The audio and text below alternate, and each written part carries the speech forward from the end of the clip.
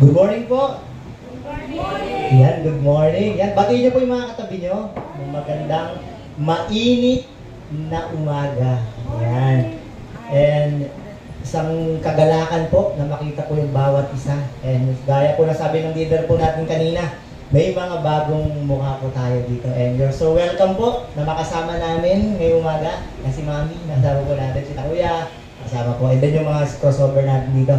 And today, nasa pag-aaral pa din po tayo ng ating series about, ano po yung series natin? Attach. Okay, yung pinakagustong-gusto ko ditong ginamit ni Pastor Dennis na illustration, yung sticker. Well, naalala niyo po yun? That always tayo dapat nakadikit. Nakadikit sa Panginoon. And ngayon, in continuation natin po sa ating pag-aaral ay may magandang paksa po tayong pag-uusapan. And ayoko na pong pakatagalin pa to. Nanyayahan ko po kayong tumayo at samahan niyo po ako. Yan. Buksan po natin yung mga Bible natin in the book of 2 Kings. Yan. 2 Kings chapter 13.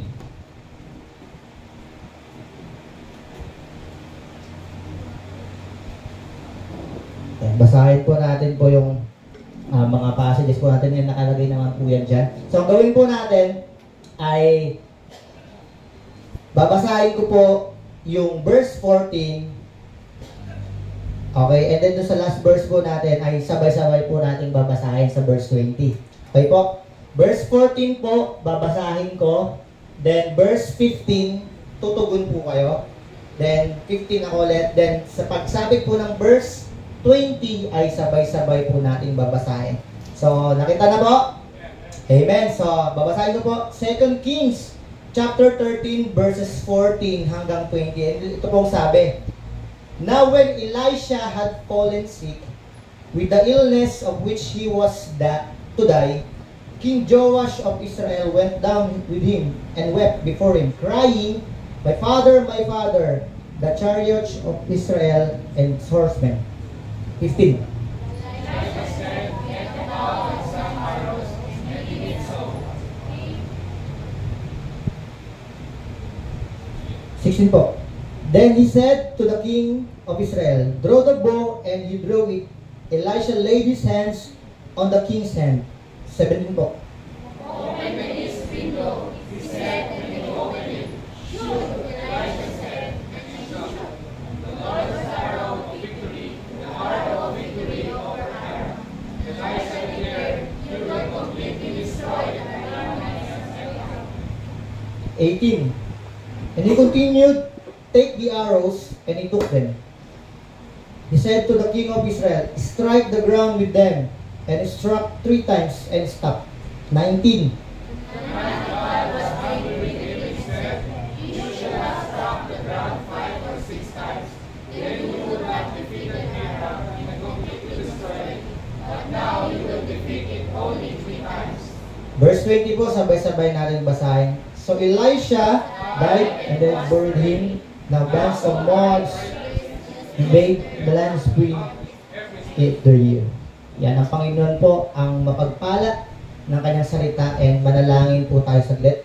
Mapagpala naming Diyos na makapangyarihan po sa lahat. Panginoon, nagpapasalamat po kami sa kalayaan, minsan parang sandaling pinagkaloob po sa amin na kami po'y magkatipon. Alamin namin ang inyong salita, ang iyong pangungusap, Panginoon. Patuloy namin dalangin ang malayong pagkilos, Panginoon. Ito po ang may hayag, itago niyo po ako sa iyong likuran. Ito po ang may taas, Panginoon. Maraming salamat. Ito po ang aming dalangin sa pangalan ng Panginoong Jesus. Amen and amen. Okay po, gaya po, pwede na po tayo mga po. Gaya po na sinabi po natin kanina, we're on the series pa rin. Nasa pag-aaral pa rin po tayo ng ating series, Attach. Okay? And ngayon po, ang pag-uusapan natin is attach, align with the Almighty. Okay? Hindi ko pa. Align with the Almighty. Okay? So, bago po tayo dumako sa pinakang pag-uusapan natin, may mga ilang terminolohiya tayong pag-uusapan. Okay? May mga i-define tayo para mas magets natin ng konti, mas malalim natin maunawaan yung ano ba yung ibig sabihin ng mga salitang yan. Okay? May dalawa tayong titignan na salita dyan. The word align and the word Almighty. Ano bang ibig sabihin yan? Okay. Yung word na align, it means to bring something else into line with something else. Okay? Or medyo nakakatong konti, no? Para mas lalo natin mag-gets ng konti. May papakita po picture si Kuya Doy. Pwede para nakita mo nga. Yan! Ano po yan? Ayan, medyo sikat po ito, di ba? Nung April 8, di ba? Inabangan. Sino po mga nag-abang dyan? Lumabas kayo sa labas pero wala kayong nakita. Yan. Ano tawag po dito? Solar eclipse. Yan. According to dictionary, ang solar eclipse daw is a nangyayari when the sun, the moon, and the earth line up together. Kaya may pagkakasunod-sunod po yan, ha? The sun, the moon, and the star, the earth. Yun. So yun po yan, magkakasunod-sunod. Yan yung picture niya. Okay? Tinatakpan ng buwan yung araw. Kaya nagkakaroon po ng konting black o natatakpan talaga. So nagkakaroon ng partial na pagkadilim. So, yung word na alignment is para ganun siya. Merong something daw na dalawang o may mga bagay na nagkakadugtong-dugtong. Okay? Kumbaga nagkakaisa sila ng isang linya. Okay? Bumubuo sila ng isang linya. Okay? Hindi gumagawi yung isa, hindi sumasablay yung isa, basta magkakadugtong sila. Okay? Kaya yun yung magandang example ng alignment. Okay? Something na magkakasunod. Okay? Something na nagfo-form ng straight line. So, yun po yung ibig sabihin ng align.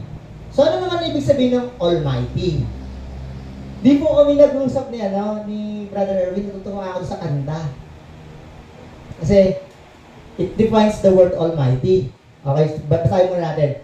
There's something as having unlimited power and authority. Bigyan natin ng konting Sa Pilipinas po, sino po yung mayroong tinatawag na unlimited power and authority? Sa Pilipinas po sino po? Si Marcos City. Ayun, tama. Duterte pala sa isip ko. Late na ako ng konti Sino po? Si PBBM. Okay. Sa Manila, sino po merong authority tsaka power sa Manila? Yan, si Mayor Lacuna po. Sa barangay natin, sino po? Si Chairman, si Chairman, yun. Si Chairman Abanes sa Punta. So, ibig sabihin, meron silang power. Pero, yung power po nila is limitado. Like si PBBM, Pilipinas lang siya.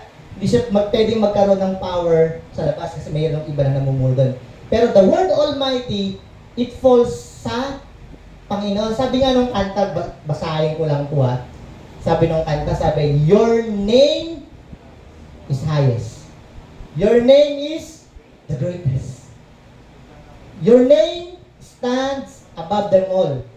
All thrones and dominions, all power and position, your name stands above them all. In short, ikaw na. At yung title na yon is binibigay po natin sa Diyos. So, the word Almighty, it falls sa Panginoon. Okay, so nagagets niya. So, nakuha na po natin yung Almighty ay tumutukoy po kanino? Sa Diyos. Kasi siya yung may unlimited power, unlimited authority sa lahat ng bagay. So, ngayon, gusto nating maunawaan ng bawat isa sa atin is this. Ito yung goal ng ating message. The goal of this message is for us to align ourselves to the one who is unlimited in power, who has the authority of all, which is our God Almighty. With that being said, we need to make it sure we're spiritually aligned with God. Kailangan nating naka-align. Kasi kung si God pala yung merong unlimited power and unlimited authority sa lahat ng bagay dito sa mundo, kailangan ko naka-align sa Kanya. Kailangan ko naka-connect sa Kanya. Hindi lang basta connect, kailangan ko naka-straight sa Kanya. So yun po yung aalamin natin. And may babasahin po yung passage sa atin. Deuteronomy chapter 28 verse 1 and 2. Yan. Sabi po dito, if you fully obey the Lord your God, and be careful to follow all His commands, I give you today, the Lord your God will set you high above all nations on earth. In verse 2 all this blessing will come on you and accompany you if you obey the Lord your God.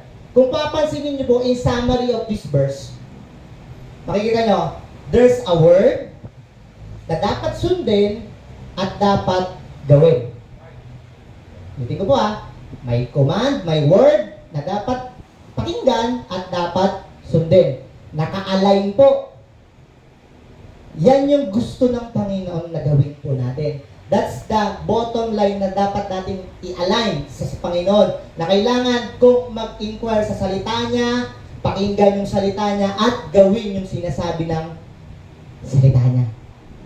Yan po yung dapat maging alignment natin. May salita ni Lord na dapat kong pakinggan, na dapat kong sundin, at dapat kong gawin. Sunod-sunod. Salita ni Lord, papakinggan ko, susundin ko. Sunod-sunod po yan. So ngayon, yan yung dapat po nating gawin. Pero meron po tinatawag na out of alignment. Yun yung maganda yung tingnan din Ano yung tinatawag ng out of alignment? Out of alignment happens when there are arrangement or two or more things are not positioned to each other. So, ibig sabihin yung out of alignment, kabaliktaran lang po ng alignment. Pag meron daw isa o dalawa na hindi naka-align. And I guarantee you, yung salita ni Lord, hindi na po magbabago yan. Sabi ng Bible, heaven and earth will pass away, but my word will still remain. So, guarantee yan ng salita ni Lord, hindi na po mababago. Nandun na yan. So, sino hindi pwedeng maka-align doon? Yung pakikinig natin at yung pag-sunod natin. So, ngayon titignan po natin, when we are out of alignment with God, ano yung nangyayari? May tatlong bagay po. Tingnan natin. We find ourselves being pulled in all kinds of direction. In short, we get easily distracted. Dumadating po ba sa punto ng buhay natin na parang ang bilis kong ma-distract. Alam mo naman yung dapat mong gawin. Alam naman natin yung dapat kong isipin. Alam naman natin dapat kong ipanalangin sa Panginoon. Alam naman natin dapat kong ipagkatiwala sa Panginoon. Alam ko naman na dapat kong isinasangguni sa Panginoon. Pero bakit may pagkataon na nadidistract ako, naguguluhan ako at di ko parang alam ang gagawin? Wala din po ba sa ganung punto? Na parang biglang, ganito na naman ang problema ko. Nandiyan na naman si Judy. Kaya, yung sa araw ko, nag-ano ko, bayarin na naman ang motor ko. Gaganon nila, bibilang-bilang na naman. Pero sa atin, lalo po sa mga magulang, may mga ganun po kayo. Matrikula na naman ang mga anak. Bayarin na naman. May exam na naman. Tama, di ba? And, pag dumating na yung mga problemang ganon, we get easily distracted. At nangyayari po yun pag tayo po ay hindi naka-align sa Diyos. Kasi ano ulit po yung pagiging pagkakaroon natin alignment sa Panginoon, yung salita niya, napakinggan natin, sinusunod natin. Pag nawala yung dalawa doon, o isa man doon, unang bagay na nangyayari po sa atin, we get easily distracted. At mapapansin natin, yung kinalalagyan natin, nandun na tayo sa isang bagay na parang defeated na naman tayo, problemado na naman tayo, hindi na naman natin alam ang gagawin. Diba? Hindi lang po yun. Pangalawa, we begin to drift. We get easily go with the flow. Sumusunod na sa agos. Sabi po nila, sunod ka lang sa agos ng buhay. Narinig din na po yun? Sunod ka lang kung ano yung pinararating ng Hindi po yun. Sabi ng Bible, we should go against the flow. Kumontra tayo kung ano yung pinapakita ng mundo. Kumontra tayo kung ano yung inilalatag ng kapaligiran sa atin na I guarantee minsan yung pinapakita nila is taliwas sa gustong paggawa ng Panginoon. Pero dahil tayo ay layo sa alignment sa Panginoon, ano ulit yung alignment po? Salita ni Lord, pinakikinggan ko, gagawin ko. Pag nakalimutan natin yung dalawa doon, isa doon, we begin to drift. Pangatlo po, we begin to look for solutions using other methods. Pag may mga problema na po tayo, imbes na tayo lumapit sa Diyos, saan po tayo na lumalapit? Yan sabi ni Nanay Bombay doon. Diba? Kasi bakit? Di na natin alam eh. We are distracted na. Gumagawa na tayo ng my way. Gumagawa na po tayo ng sarili nating kaparaanan. Eh kung may solusyon po tayo hanapin na dapat, saan po tayo dapat lalapit? Salita niya, papakinggan ko, gagawin ko. Sabihin ko po salita niya, papakinggan ko, gagawin ko. Ito yung perfect alignment eh. And dahil hindi tayo naka-align, we get easily distracted, we begin to drift, and we find solutions out of our own way. So ngayon, nakita natin yung nagiging resulta pag hindi tayo nakalinya sa Panginoon. Ano naman yung proper alignment? Okay, so gusto ko na rin naka-proper alignment sa Panginoon. Ayoko nang hindi naka-align sa Kanya. Balik po tayo doon sa Book of 2 Kings. Yung binasa po natin. And to give you idea lang po doon sa binasa natin, ay makikita po yun sa Book of 2 Kings. Yan, trivia, matanglawin, di ba? Yung may binanggit po kasi dyan, for some of us, siguro medyo parang, kilala ko tong hari na to eh. Di ba? Parang ganun po yung sabi niya. Si King Joash. Okay, si King Joash po yung binabanggit dyan sa Book of 2 Kings. Pero ito po yung ano dyan, yung hint dyan, yung pinakang ano dyan, take. Hindi po yan yung akala niyang iniisip nyo na si King Joash. Kasi sa Bible, may dalawang King Joash po na binanggit. Okay, yung isang King Joash po, malamang sa malamang, yun po yung alam ng karamihan sa atin. Kasi yun siya yung sikat eh. Yun yung batang hari, si King Joash. Okay, yun yung isa. Si King Joash. And itong King Joash na to is hari siya ng Israel. Okay, para to give you a brief summary lang, yung kaharian ng Israel, ng mga Hudyo, during the Old Testament po, during the reign ni King David, iisa lang po yan. Ang tawag po nila dyan is the United Kingdom. Iisa lang po. Pero dahil nagkasala po yung anak niya, si King Solomon, okay, nagkaroon po siya ng ang dami niyang asawa, di ba, 1,000, di ba, ang dami niya pong ginawang hindi na maganda sa harapan ng Panginoon, pinarusahan po siya. At ang isang parusa po sa kanila is hinati, dinivide po yung kaharian. Nagkaroon po ng Israel Kingdom at Judah Kingdom. Okay? Yung sa Judah Kingdom po, yun po yung isang Joash. Okay? Kung familiar po kayo dun sa mga preaching po ng mga previous, si King Elijah. Yun po yung sila King Ahab, yun po, dun po yun. Kakasama po sila dun. Ito po yung binasa natin, bandang Israel po to, bandang North. Okay? So, pero King Joash din po, nakaka-tricky lang po kasi dito, nung nabuhay po yung dalawang hari na to, 2 years lang po yung pagitan ng kanilang pagre-reign. Ibig sabihin, halos nagkasabay. So may mga accounts talaga na medyo malilito pa. Pero ngayon po, bigyan natin ng bigyan konting linaw. Yung King Joash po na tinutukoy dito is yung nasa kingdom ng Israel, o which is nasa north part. So ano yung meron po? To give you a background. Kasi merong problema dito po. May problema po sila. Kasi during that time, yung mga kaharian ay uso pa po yung mga gera-gera. And sa kanila po, merong umakatake sa kanila. Yung the kingdom of Aram, the Arameans. Sila King Hazael, yung umakatake sa kanila. And namumblema po siya. So alam na natin yung background po ng story. May problema and may umakatake sa kanila. Okay po. To give you a hint po, sabi ng records, wala pong naging mabait o matinong hari ang Israel. Sabi po ng record po na walang sumunod sa kalooban ng Panginoon. Ibig sabihin, they go on their own way.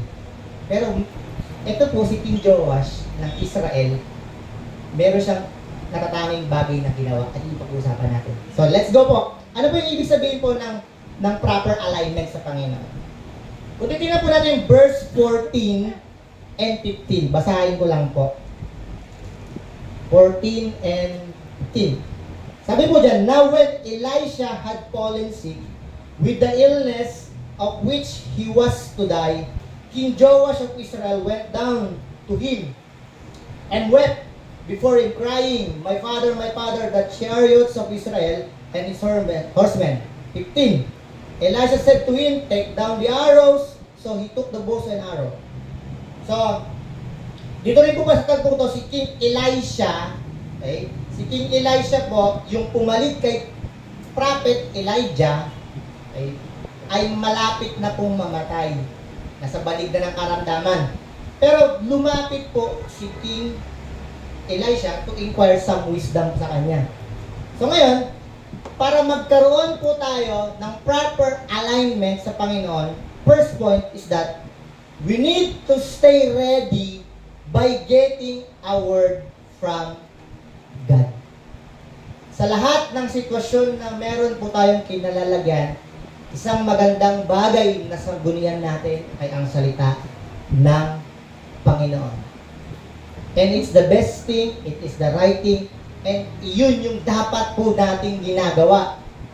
Kasi yun yung first step of getting right with God. Paano tayo magiging tama sa Panginoon? Paano natin malalaman yung kalooban niya? Paano po na natin malalaman yung kasagutan niya? Paano na natin malalaman yung direction niya kung hindi natin sasangguniin yung salita niya? Tama po? Alangan kay Facebook po tayo humanap. O yung bago ngayon kay TikTok. Diba? Doon natin hanapin yung sagot ni Lord. May mga nagpo-post doon, pero iba pa din po when we incline doon sa salita niya. And that's the thing na ginawa ni King Joash. Lumapit siya kay Prophet Elisha. Sabi niya, Elisha, yung ano, may mga pasugod na sa amin. Ano gagawin ko? At sa pagkataon na tayo po litong-lito, gulong-gulo po yung isipan natin, isang bagay na magandang gawin, lapit sa Panginoon. Sumangguni sa Panginoon. Alamin yung salita niya. Kasi bakit? He will reveal something sa atin. He will lead us dun sa dapat natin gawin. Lito na tayo, hindi na natin alam ang gagawin, hindi pa tayo sumasangguni sa Panginoon. And we expect something good. Mag-expect tayo ng maganda, kasi diskarte ko na lang. Hindi po. Kasi alam natin, sabi nga natin yung premise natin kanina, that God Almighty is the authority of all things. Lahat. So, ibig sabihin, babalik at babalik tayo sa Kanya, aharap at aharap din tayo sa Kanya. So, kung ganoon din lang pala, sa Kanya na ako dapat sumangguni. Sa Kanya ko na dapat alamin kung ano yung dapat kong takbuhin. Lalo higit kung ako'y nalilito, lalo higit kung marami akong agang-agang, lalo higit kung lalo mayroon akong pangangailangan. Diba? And that's the first step. And sabi niya sa verse 15, ano po yung pinagawa sa kanya dyan? Pinakawa siya ng bow and arrow. Ano po yung bow and arrow? Sandata. Ano pong sandata natin, mga kapatid? Salita ng Diyos. Diba? Doon po sa armor of God sa Bible, may isang weapon lang po doon na binanggit. Ano po yung weapon doon? Salita ng Diyos. Lahat po pang depensa. Pero yung pang-opensa, pang-atake, ay ano po? Salita ng Diyos. So yun po yung dapat meron tayo. Meron tayong pang-opensa, pang-laban, inaatake na tayo ng kaaway, gulong-gulo tayo, marami nang pinapasok sa isipan natin na hindi maganda ang kaaway. May mga sitwasyon pang hindi magaganda sa paligid natin. Ang pinaka-best weapon na meron dapat po tayo ay ano po? Salita ng Diyos.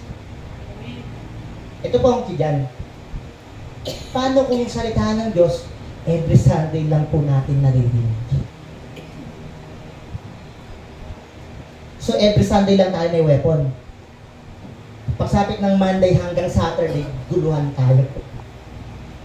And remember, sabi ng Bible po, sabi ng Bible sa New Testament, the devil is like a, ginawa pa nga ng kanta eh, diba? Ginawa pa ng kanta eh. Rolling lion. And sabi, nag-aabang ng kung sinong malalapa niya. One thing sa lion po, sabi ng mga zoologists, mga hayop, nag-aalaga ng mga hayop, ang lion hindi basta-basta umatake. Aatake ang lion pag ikaw ay mag-isa.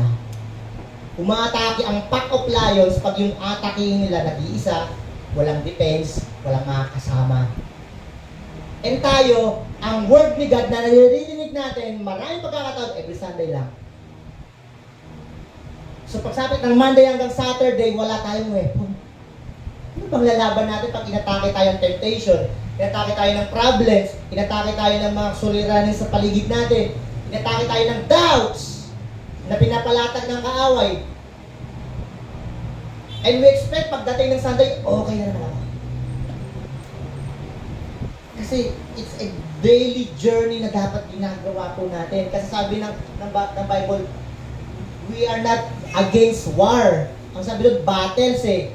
Spiritual battle ang meron tayo. And battle is considered small things. Maaaring sa kinakaupuan niyo po ngayon, may iniisip na kayo. Ano kayang ulam ko mamaya? Ano kayang gagawin ko pag sabi ko mamaya? Ano kayang gagawin ko kinabukasan, Lunes na naman? Yeah? Nag-battle na agad. Minsan, inato ka na. Battle pa rin yan. Kasi it's a small things and dapat yun na pagtatagumpayan natin. At ang pinakang mabisang pang-opensa natin, ano po?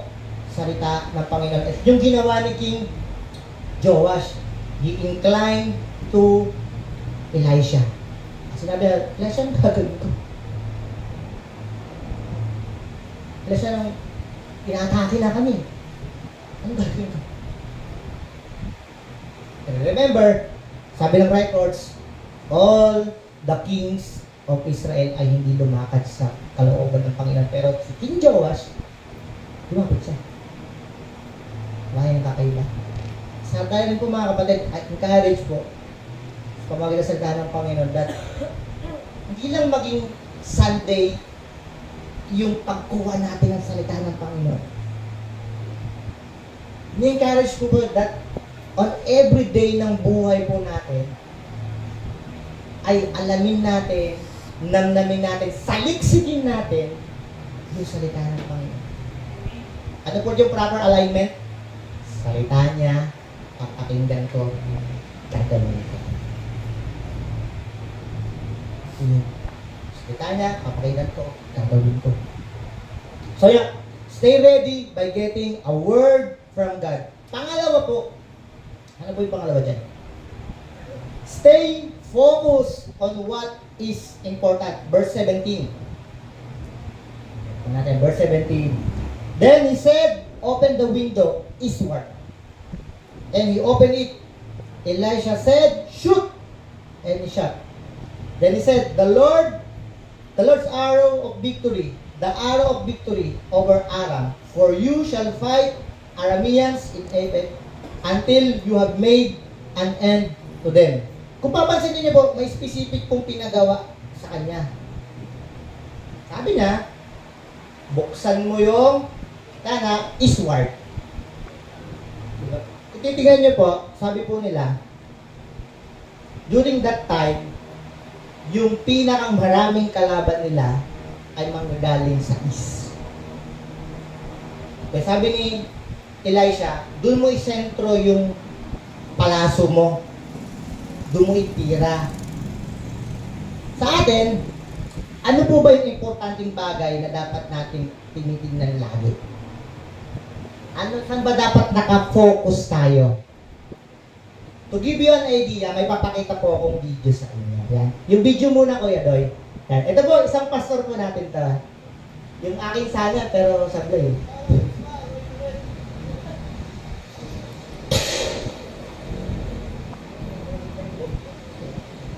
Mga 30 seconds na naman. Dalawa.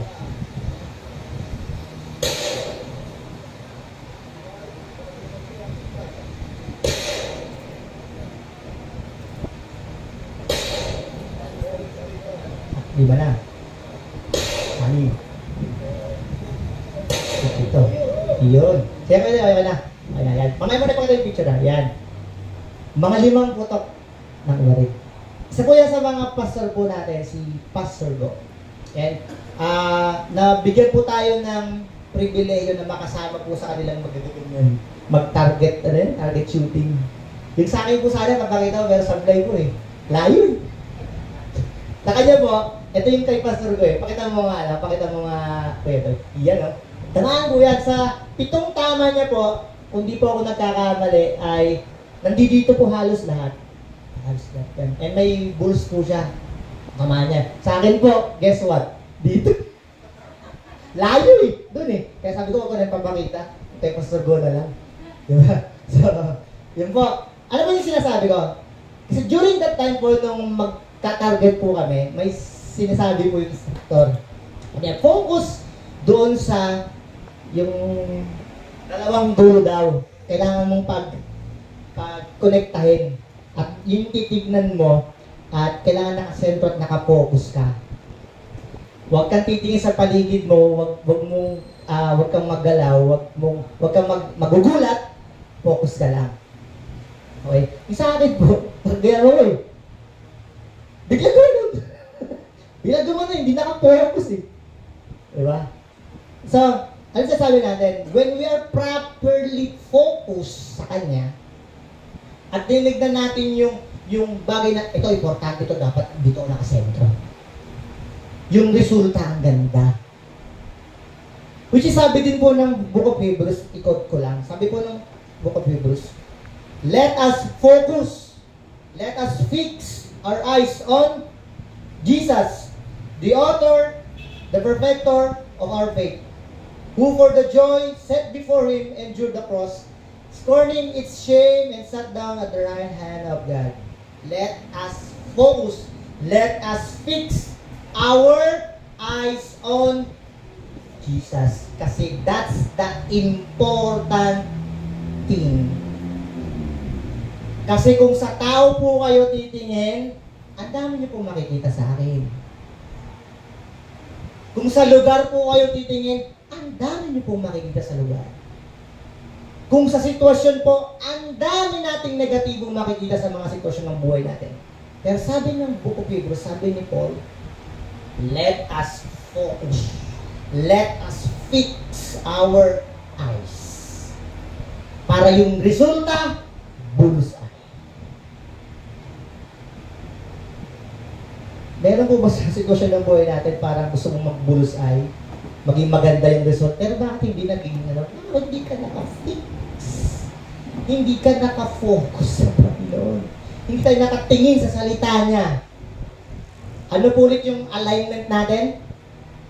Salita niya, papakinggan ko, gagawin ko. Salita niya, papakinggan ko, gagawin ko. Isa o dalawa doon na mamiss natin, yung focus natin, mawawala.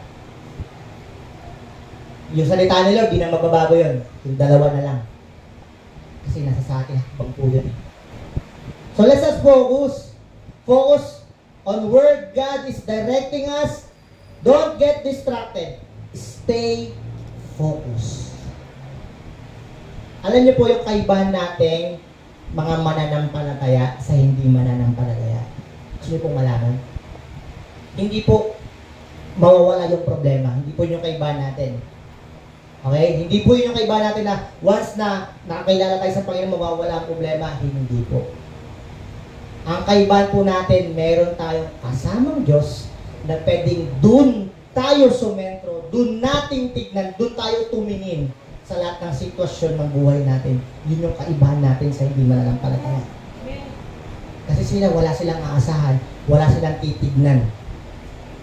Kaya defeated sila. Tayo may problema man, tuloy pa din ang buhay sa biyaya ng Panginoon. Yun po yun, kailangan. So, proper alignment, una, stay ready by getting a word from God. Stay focused on what is important.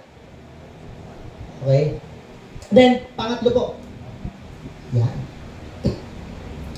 Strike. Taking God direction into action. Whatever we heard, whatever sinabi ng Panginoon na nalaman natin, ano ulit yung pagkaka-alignment natin? Salita niya, papakinggan ko, dapat kong gawin. Sabi niya sa verse 18 and 19, sabi ni Elisha, tira mo! I-shoot mo! I-shot mo! Yung arrow. Ano po yung ginawa ni King Joash? Ginawa niya. Pero here's the thing. May ano dyan may catch dyan ng konti. Kung titignan nyo, 3 beses niya po ginawa. Tama? Walang problema doon. Pero here's the thing. May mga bagay po na pinapagawa yung Panginoon sa atin. Minsan, ang ginagawa natin, 3 beses ko lang bang kailangan manalangin? 3 beses ko lang bang nasa nanggunian ng Panginoon? Hindi po dapat tuloy. Kasi sabi ni Elisha, bakit ka tumigil? Bakit tinigil mo yung pagbuslo? Bakit tinigil mo yung pagtira sa kanila? Kaya sabi niya, kaya 3 beses mo lang sila matatalo. And sa atin po mga mananampalataya, may mga pagkakataon na nakikinig naman tayo, ginagawa naman natin yung sinasabi niya, pero in a limited span of time lang. Pwede 1 linggo, 1 araw, 2 buwan, pero hindi dapat ganun. It's a daily thing na dapat po natin ginagawa. Kaya sabi po na 1 Corinthians chapter 15 verse 15, ikot ko lang po. Sabi po dito, therefore, brethren, be ye steadfast, unmovable, always abounding in the work of the Lord, for as much as you know that your labor is not in vain in the Lord. At gusto kong tingnan doon yung word na steadfast. Steadfast means having firm, unwavering, persistent, nagpapatuloy. Hindi humihinto. Dahil may maganda na nangyari or may pangit na nangyari, hihinto na. Dapat tuloy. And getting the word from God, acquiring the word from God, dapat tuloy po nating ginagawa yun. Kasi yung result nun, sabi nung verse 2 ng Deuteronomy kanina, blessing.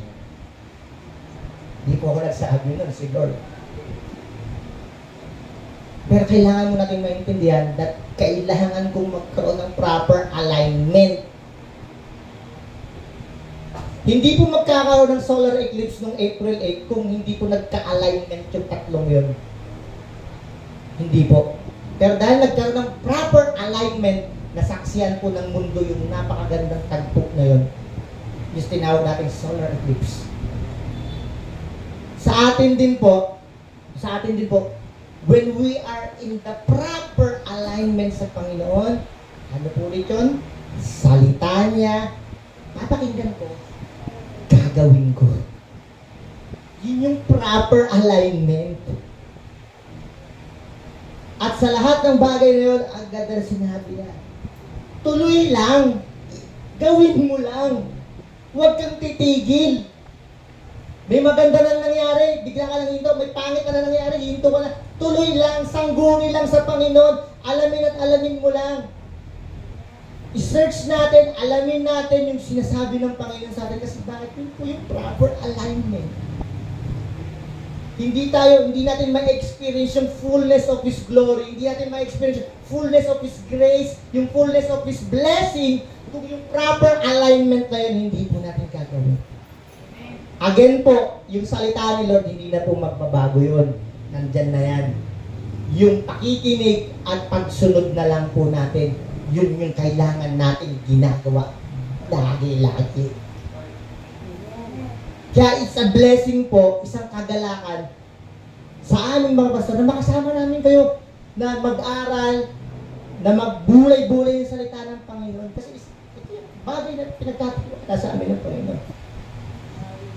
Kasi isang bagay yun na kailangan natin pong ginagawa. Which is, magkaroon tayo ng proper alignment sa Diyos. So, proper alignment sa Panginoon, kailangan magkaroon ng puso sa pamamagitan ng salita niya, pakikinig, at pagsunod. Kung tutuloy-tuloyin niyo po yung book na yan sa chapter 14 on the first part, nangyari po. Natalo nila yung Kingdom of Arameans. So yung anak na ni King Hazael yung tinalo ni King Joash. Pero 3 beses lang. 3 beses lang nangyari kasi tumigil eh. Kaya nga, babalik tayo dun sa thought na hindi pa rin lumakad sa ngayon sa kalooban ng Diyos ang mga hari ng Israel. Kaya nga po sa atin po mga kapatid, pinapakita po nais ng Diyos na malaman natin yung proper alignment. Kasi the secret of it, balik mo nga po yan doon sa Book of Deuteronomy. Yun yung sikreto nun. Sa natin Book of Deuteronomy, sabihin, and all distinct blessing will come to you and accompany you if you obey the Lord your God. Sino pong ayaw ng blessing? And I guarantee you, wala pong tao dito ng ayaw ng pagpapala. Wala. And if we really want that blessing, proper alignment is the key. Proper alignment sa Panginoon. Wag po tayong ma-out of alignment. Kasi the out of alignment will result, ano po? Distraction. Mga negatibo eh. So to end po, this message is that nasang sitwasyon po tayo. Nasang sitwasyon kayo ngayon. Kung kayo po ay feeling distracted na kayo, gulong-gulo na kayo, baka you are out of align sa Panginoon. Kung ang dami ng negatibo mong naiisip, kung ang dami ng, sabi nga, nega-nega sa isip, baka out of alignment ka na. Nawawala ka na doon sa gusto ng Panginoon. Kasi ang ganda ng sabi niya, salita niya, kapakinggan, gagawin. Siyempre yung alignment eh. And the proper alignment ng Panginoon gusto niya is on a daily basis na dapat po natin ginagawa. Na dapat natin sinasangguni at inaalam ang salita ng Panginoon. Ini-invite ko po kayo tumayo. Langin ko tayo. Mula po sa ating pong pagkakapitid. Hindi ko po alam yung saktong kalagayan po ng bawat isa po sa inyo. I invite everyone to manalangin, pikit natin yung ating mga mata. Feel nyo yung presensya ng Panginoon. Yung tignan kung ano yung ginagawa ng mga tao sa paligid nyo. Isentro nyo yung kaisipan nyo sa saglit sa Panginoon. At kung natin yung pagkakataon nito na, out of align na ba ako sa Panginoon? Kasi siguro distracted ako. Kasi siguro gulong-gulo yung isip ko. Kasi siguro parang puro negatibo na lang yung naiisip ko. Kasi hindi ko na alam yung pangungusap ng Panginoon eh. Kasi yung salita niya pala, dapat pinapakinggan ko, dapat ginagawa ko. Na dapat yung salita niya, hindi lang on a limited day, on a limited time ko ginagawa. It's a regular thing kong dapat ginagawa. Na sinasangguni, inaalam, ginagawa yung salita ng Panginoon sa buhay ko. Kapatid, kung nandun ka sa sitwasyon na maybe this the time na para i-align natin sa Panginoon. Kung meron out of line, may tinatawag na proper alignment. May nilatag sa atin ng Panginoon ngayon, yung pagkakaroon ng proper alignment sa Kanya. Una, by His Word. His Word, focus on His Word. Not only focus, do it. Gawin natin. Malamang sa lahat ng bagay na ito, isang bagay ang dapat maging malinaw din sa bawat isa sa atin. Maybe ikaw, kaibigan, wala ka pang naalala ang pagkakataon sa buhay mo na kinilala mo yung Panginoon sa buhay mo. Hindi aksidente na inilagay ka ng Panginoon dito. There's a great purpose bakit kanya dinala dito. May natatanging dahilan kung bakit kanya nilagay dito. Yung isang bagay doon, nais niyang makilala mo siya sa buhay niya. Kasi yung unang kailangan ay yung word. Pagsunod, gagawin. Bago mo magawa yan, kailangan magkaroon tayo ng proper din na relasyon sa kanya.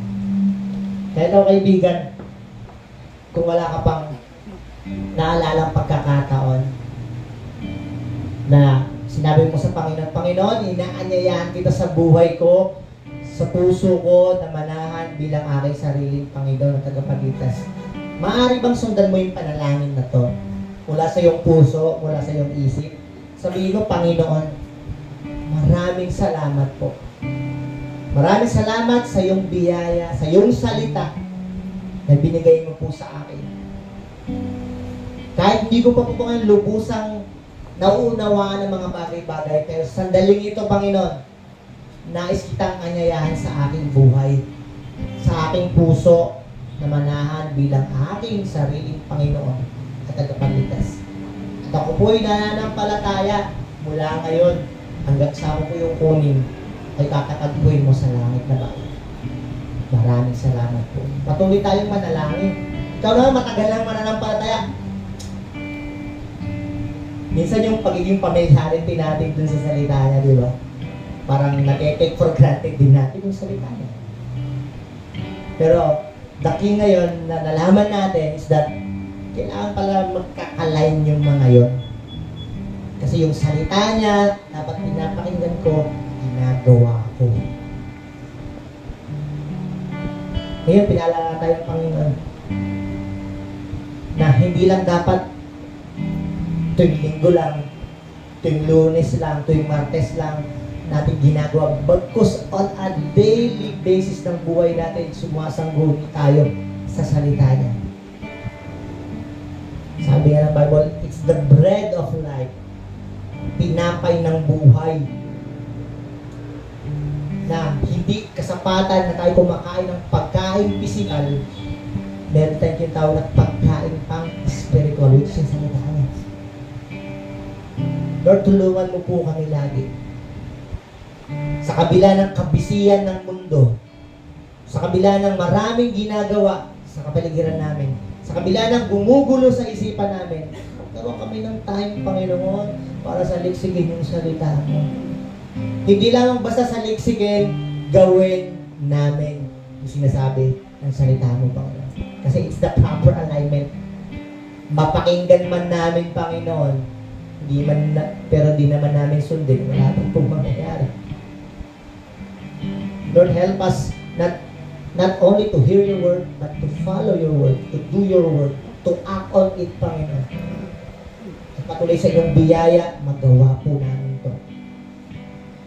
Lord, alam niyo po yung struggle. Alam niyo po yung pinagdadaanan ng bawat kapatid ko pong nandito. Malaya kang makakilos, malaya kang mangusap, Panginoon. Mula sa kanilang puso, mula sa kanilang isipan, Panginoon, yung mga pinagdaraanan nila ngayon. Lord, pour out your words, your blessing na sa kanila, Panginoon. Yung pagkilos mo, makita nila, Panginoon, ng malawa. Yung pagkilos mo, makita nila ng maliwanag. Yung pagkilos mo, makita nila ng maayos, Panginoon. And lahat ng bagay rin, makikita lang namin sa pamamagitan po ng iyong salita. Lord, maraming salamat sa paalala mo that having a proper alignment with you starts with your word, hearing your word, and doing your word. Maraming salamat po. Patuloy namin ibinabalik ang papuri, ang pagdakila po sa inyo, Panginoon. Sa tanging pangalan ng aming Panginoon Jesus. Amen. Amen.